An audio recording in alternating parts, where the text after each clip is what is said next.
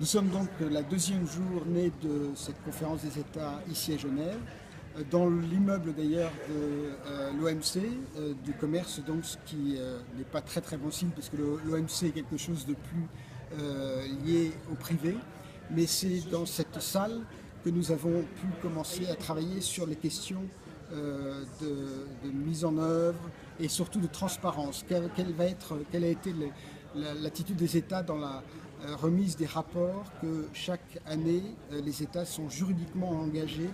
à rendre auprès du secrétariat. Donc la première année en avant, je crois qu'on est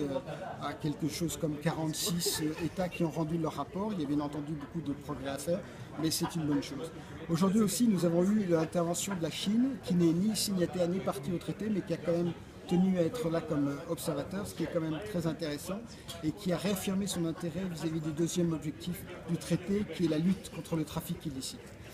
Enfin, dans un événement qui a été organisé notamment par Pax Christi, nous avons reposé des questions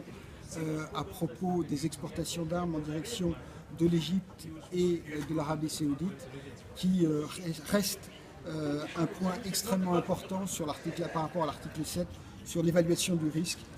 de certains types d'armes en direction d'une grave violation des droits de l'homme. Nous en saurons sans doute un peu plus demain, d'autant plus que nous sommes invités auprès de l'ambassade de France ce soir. Je vous dis à demain et merci à Daniel pour la réalisation.